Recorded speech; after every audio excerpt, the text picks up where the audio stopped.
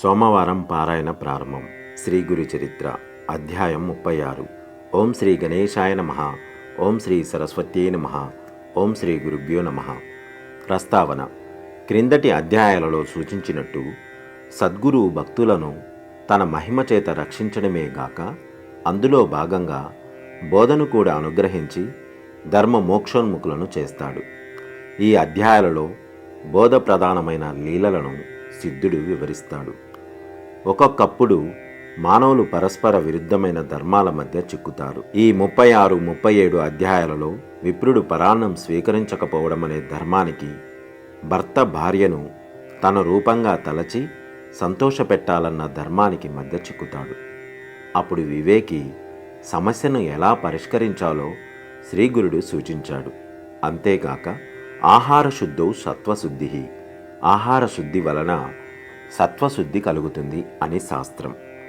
సత్వశుద్ధి లోపిస్తే యజ్ఞదాన తపఃకర్మలు వ్యర్థమవుతాయని భగవద్గీత వాక్యం. సాత్వికమైన ఆహారమేమో శ్రీగురుడు స్థూలంగా ఈ అధ్యాయాలలో బోధించాడు. దీని వివరణ పూర్ణ దత్తావతారమైన షిరిడీ సాయినాథుడు బోధించినది శ్రీ సాయి ప్రబోధామృతంలో చూడవచ్చు. ఆ వివరణ ఆర్షమని, సదాచారమని ధ్రువపరిచే అంశాలను శ్రీ స్వామి సమర్థ, మాణిక్య ప్రభువు మొదలైన సద్గురుల చరిత్రల్లో చూడవచ్చు. కథారంభము. నామధారకుడు సిద్ధయోగికి నమస్కరించి, స్వామి, అజ్ఞానమనే గాఢనిద్రలో మునిగి ఉన్న నాకు ఈ గురుచరిత్ర వినిపించి మేల్కొల్పారు. దయతో అటుపై వృత్తాంతం తెలిపి ఈ జ్ఞానాన్ని దృఢం చెయ్యండి అని ప్రార్థించాడు. సిద్ధయోగి సంతోషించి ఇలా చెప్పసాగారు. నాయన, శ్రీగురు లీలలు ఎన్నని చెప్పగలను. కొన్నింటిని మాత్రమే ఉదహరిస్తాను, శ్రద్ధగా విను. గంధర్వపురంలో సత్యవంతుడైన ఒక పేద బ్రాహ్మణుడు భిక్షాన్నంతో తృప్తిగా జీవిస్తుండేవాడు. కానీ ఎవరింటికి భోజనానికి వెళ్ళేవాడు కాదు. అతడెంతో నిష్ఠతో వైదిక కర్మలన్నీ ఆచరిస్తూ తనకున్న దాంట్లోనే అతిథులను సేవిస్తుండేవాడు.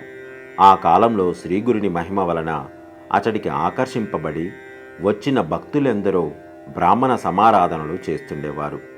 ఈ పేద బ్రాహ్మణుడు మాత్రం వెళ్ళేవాడు కాదు. ఒక సంవత్సరం మహాలయాలలో ఒక శ్రీమంతుడు గ్రామస్తులందరినీ దంపత సహితంగా భోజనానికి ఆహ్వానించాడు. ఈ పేద బ్రాహ్మణుడు మాత్రం వెళ్ళడానికి ఒప్పుకోలేదు. అతని భార్యకు అటువంటి సమారాధనలకు వెళ్ళి భోజనము, దక్షిణలు, కొత్త వస్త్రాలు దానము తీసుకొని సుఖంగా జీవించాలని ఉండేది. ఆమె ఎంత చెప్పినా అతడు ఎప్పటి వలె ఈసారి కూడా ఒప్పుకోలేదు. అతనితో తననొక్కదాన్నన్నా పంపమని, లేకపోతే అతన్ని కూడా రమ్మని పట్టుబట్టింది. అతడు, నేను రాను, నీకంత ఆశ ఉంటే నీవు వెళ్ళవచ్చు అన్నాడు. అప్పుడు ఆమె ఆ శ్రీమంతునితో, నేనొక్కదాన్నైనా భోజనానికి రావచ్చా అని అడిగింది. అతడు దంపతులే రావాలన్నాడు. నిరాశ చెంది తన భర్తపై కోపంతో శ్రీగురుని వద్దకు వెళ్ళి తన బాధనంతా వెళ్ళబోసుకొని తన భర్త కూడా ఆ రోజు సమారాధనకు వెళ్ళేలా ఆదేశించమని కోరింది. అందుకు శ్రీ నృసింహ సరస్వతి స్వామి నవ్వి ఆమె భర్తను పిలిపించి, ద్విజోత్తమ, నా మాట విని ఈ రోజుకు నీవు సమారాధనకు వెళ్ళు. భార్య యొక్క కోరిక తీర్చడం భర్త యొక్క ధర్మం అని హితం చెప్పారు. ఆ విప్రుడు, స్వామి, మీ ఆజ్ఞానుసారం నా నియమం విడిచి నేడు సంతర్పణకు వెళ్తాను. గురువు ఆజ్ఞను ఉల్లంఘించకూడదు కదా అని చెప్పి ఆమెతో సమారాధనకు వెళ్ళాడు. ఆనాడు అతడు జీవితంలో మొదటిసారిగా ఒక సత్రం వద్ద వందలాది బ్రాహ్మణుల పంక్తిన భోజనానికి కూర్చున్నాడు. అందరూ భోజనాలకు కూర్చోగానే ఆ దంపతులిద్దరికీ అక్కడ తమ విస్తళ్లలోనూ మరికొందరి విస్తళ్లలోనూ ఉన్న అన్నాన్ని ఒక కుక్క, ఒక పంది త్రాకి అపవిత్రం చేసినట్లు దర్శనమైంది. ఆమె ఆశ్చర్యపోయి పరకించి చూడగా నిజంగానే ఒక కుక్క దడిలోంచి దూరి వచ్చి అన్నపు రాశిని ముట్టుకున్నది. వెంటనే ఒకరు దానిని తరిమివేసి వడ్డన కొనసాగించారు. అది ఆ బ్రాహ్మణి చూచి వెంటనే కోపంతో విస్తరి ముందు నుండి లేచి అందరితో ఆ విషయం చెప్పింది. ఆమె భర్త తల బాదుకొని, బుద్ధి లేనిదానా, నీ వలన ఈరోజు నా కర్మ ఇలా కాలింది అని చెప్పి విస్తరి ముందు నుండి లేచిపోయాడు. అప్పుడు ఆమెను తీసుకొని శ్రీగురుని వద్దకు వెళ్ళాడు. ఆయన ఆమె కేసి చూస్తూ, ఏమమ్మా, పరాన్న సుఖం అనుభవించావా? నీ కోరిక నెరవేరిందా అని అడిగి నవ్వారు. ఆమె సిగ్గుతో తల వంచుకొని, స్వామి, నా బుద్ధిహీనత వలన మా వారిని కూడా ఈ కుక్కకూటికి బలవంతాన తీసుకుపోయాను. నా తప్పు ఎలాగైనా మీరే సవరించాలి అని వేడుకున్నది. ఆమె భర్త ఆమెను నిందించి తన వ్రతం భంగమైనందుకు ఎంతగానో వాపోయాడు. అప్పుడు శ్రీగురుడు అతనిని ఊరడించి ఇలా చెప్పారు. పోనీలే, ఏమైతేనేమి, నేటితో నీ భార్య మనసు కుదుటపడ్డది కదా. ఆమె ఇంకెప్పుడు నిన్నలా వేధించదు. ఇంత మాత్రానికే నీకెట్టి దోషము రాదు, నీకు నియమభంగము రాదు. ఎప్పుడైనా దేవ పితృకార్యాలలో భోక్త లభించక ఎవరికైనా కర్మానుష్ఠానానికి ఆటంకం ఏర్పడినప్పుడు దానిని రక్షించడానికి భోక్తగా వెళ్ళినందువలన ఎట్టి దోషము ఉండదు అని చెప్పారు. అప్పుడు ఆ విప్రుడు, స్వామి, ఎలాంటి భోజనం చేయవచ్చు, ఎలాంటిది చెయ్యకూడదో దయతో వివరించండి అని కోరాడు. శ్రీగురుడు ఇలా చెప్పారు. గురువులు, మేనమామలు, ఆచారవంతులైన వేదవిధులు, అత్తమామలు, తోబుట్టువులు పెట్టిన భోజనం చేయవచ్చు.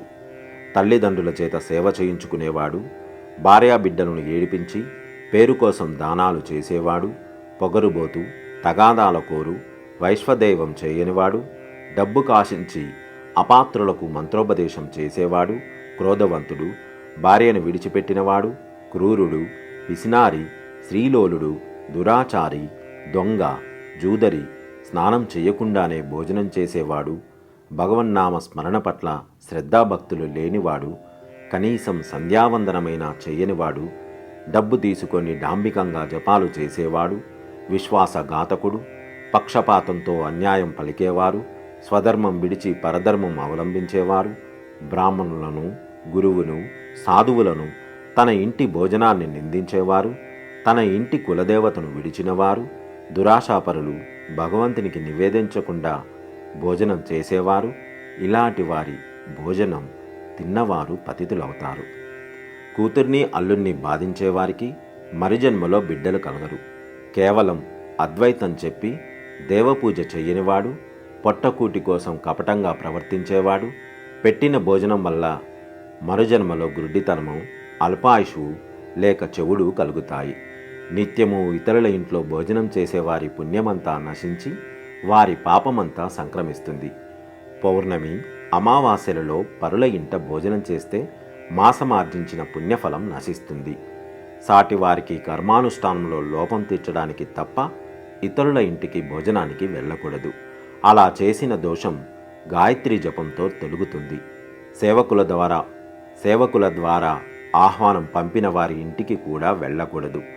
మనమడు పుట్టేదాకా అల్లుని ఇంట్లో కూడా భుజించకూడదు. గోవు, భూమి, బంగారం మొదలైనవి దానం తీసుకోవడం కూడా అంత చెడ్డవి కాదు. కానీ గ్రహణ సమయంలోనూ సూతకమప్పుడు పుణ్యతీర్థాలలోనూ దానాలు తీసుకుంటే దోషం వస్తుంది. ఇటువంటి అనుచిత భోజనం చేయకుండా స్వధర్మమాచరించే వారికి దైన్యమెన్నటికీ రాదు. దేవతలు, సిద్ధులు, కామధేనువు కూడా వారిని సేవిస్తుంటాయి. అప్పుడు ఆ విప్రుడు నమస్కరించి, స్వామి, స్వధర్మం అంటే ఎలాంటిదో కొంచెం వివరించండి అని ప్రార్థించాడు. స్వామి ఇలా చెప్పారు. నాయన, పూర్వం ఒకప్పుడు నైమిషారణ్యంలో పరాశర మహర్షిని మునులిలా కోరారు. మునీంద్ర, స్వధర్మానుష్ఠానంలో మాకు అడుగడుగున సందేహాలు కలుగుతున్నాయి. ఆచారము, మంత్రము గురువు నుండి తప్ప తెలుసుకోకూడదంటారు కనుక దయతో మాకవి వివరించండి. అప్పుడు ఆ మహర్షి ఇలా చెప్పారు. ఋషులారా, సదాచారం వలన సర్వము సిద్ధిస్తుంది. బ్రాహ్మణుడు బ్రహ్మీ ముహూర్తంలో నిద్రలేచి భక్తితో త్రిమూర్తులను, నవగ్రహాలు, సనకాది సిద్ధులను, పితృదేవతలను, సప్త సముద్రాలు, 14 భువనాలు, 7 ద్వీపాలు, 7 ఋషులను మొదట స్మరించాలి. అప్పుడు గోవుకు మొక్కి ఆచమనీయం చేశాకనే కాలకృత్యాలు తీర్చుకోవాలి. స్నానము, భోజనాలకు ముందు తర్వాత కూడా కూర్చొని ఆచమనీయం చేయాలి. చూడగూడనివి చూచినప్పుడు, మాట్లాడగూడనివి మాట్లాడినప్పుడు, వినరానివి వినినప్పుడు ఆచమనం చేస్తే శుద్ధి కలుగుతుంది. అందుకు నీరు లేకుంటే కుడి చెవును తాకాలి. కారణం, అందులో అగ్ని, జలము, వరుణుడు, సూర్యుడు, వాయువు మొదలుగా గల సకల దేవతలు ఉంటారు. తర్వాత మానసిక స్నానంతో పరిశుద్ధుడై సూర్యోదయం వరకు గాయత్రి తప్ప మిగిలిన వేద భాగంలో ఏ ప్రార్థనా శ్లోకమైనా చదువుకోవచ్చు. తర్వాత ఊరికి నైరుతి దిక్కున ఆరు బయట దేవాలయాలు, పవిత్రమైన చెట్లు లేని చోట, బాటకు నీరుకు దూరంగాను ఆకులు గడ్డి లేని చోట మల విసర్జనం చేయాలి. ఆ సమయంలో జందము వేరుగా వేసుకొని అంగవస్త్రం తలకు చుట్టుకొని ఉండాలి. దిక్కులకేసి ఆకాశం కేసి చూడకూడదు. పగటి వేళ ఉత్తర దిక్కుకు, రాత్రి వేళ దక్షిణ దిక్కుకు తిరిగి కూర్చోవాలి. తర్వాత ఆచమించి కులదేవతను స్మరించాలి. ఇలా శ్రీగురుడు ఆచారకాండ గురించి ఇంకెన్నో అంశాలు బోధించారు. ఓం శ్రీ దత్తాయ గురువే నమః. శ్రీ శ్రీపాద శ్రీవల్లభాయ నమః. శ్రీ నృసింహ సరస్వతీ నమః. సర్వం శ్రీపాద శ్రీవల్లభ చరణారవిందార్పణమస్తు. స్వస్తి.